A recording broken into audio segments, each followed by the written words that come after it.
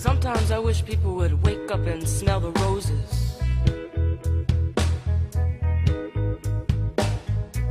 Somebody once said, those who feel it, know it.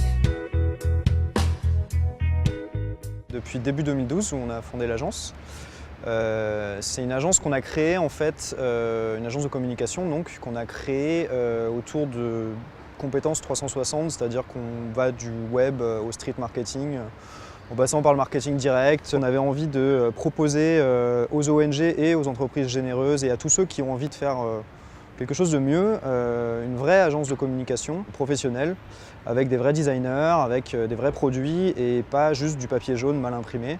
On a voulu montrer que c'était un facteur de succès en fait, d'être éthique et responsable et respectueux et écologique. En fait, les belles choses, c'est tout simplement travailler entre personnes qui ont envie d'amener quelque chose de nouveau, qui ont envie d'aller vers le mieux, vers le bon, vers le monde meilleur. Ça peut paraître un peu naïf, mais mine de rien, c'est ça vers lequel il faut tendre. Et c'est important de valoriser ça, de valoriser les choses bien faites, les beaux matériaux, les recherches chromatiques, enfin voilà, toutes ces choses-là qui vont donner de la valeur à ce qu'on est en train de dire. C'est important de ne pas sans cesse être relégué à des clichés un peu militants qui vont nous enfermer un petit peu entre nous, d'y mettre un petit peu de ludique, un peu d'humour, un peu de beau. Puis tout ça va faire qu'on va mieux connaître le commerce équitable par exemple, mieux consommer, etc.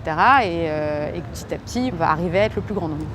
Notre mission, c'est pas toujours parler aux mêmes personnes, c'est aussi sensibiliser ceux qui n'ont pas l'habitude justement de s'informer sur des causes comme le commerce équitable, l'écologie, la défense de la santé en Afrique. Toutes ces choses-là, c'est important de ne pas systématiquement les montrer de la même façon, d'en parler de la même façon.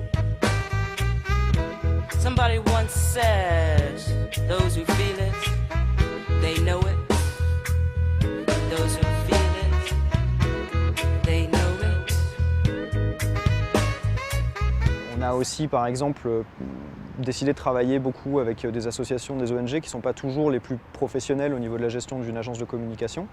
Ça nous a permis de développer des solutions pour leur apprendre à se professionnaliser, pour leur apprendre à mieux gérer les allers-retours créatifs, à mieux gérer leur budget. Il y a aussi la notion du don qui fait que l'argent n'est pas de l'argent qu'on dépense, c'est de l'argent qui vient de gens qui ont donné cet argent pour qu'il y ait une action. Donc quand on le manipule, quand on demande à un client d'investir cet argent pour une action de communication, il y a forcément un respect qui vient avec et une façon de considérer les choses qui est vraiment différente. Il n'est pas normal qu'une entreprise qui veut le faire mieux en produisant une communication plus respectueuse de ses parties prenantes, plus respectueuse de son environnement, plus qualitative, plus dosée aussi, il n'y a pas de raison que cette entreprise soit punie par un prix 40% plus élevé. Donc non, c'est pas plus cher dans ce sens-là. Ça fait un certain nombre d'années qu'on voit des choses assez désespérantes, des politiques qui bougent pas, des entreprises qui respectent pas tout à fait leurs engagements au niveau écologique ou social, des commentaires assez négatifs sur l'avenir de la planète, sur tout ça. Et en fait, tous les jours, on rencontre des gens fabuleux, tous les jours, on rencontre des projets, tous les jours, on réalise des choses fabuleuses.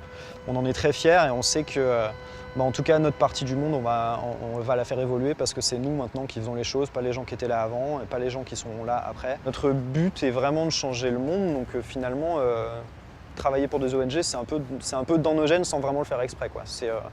C'est là.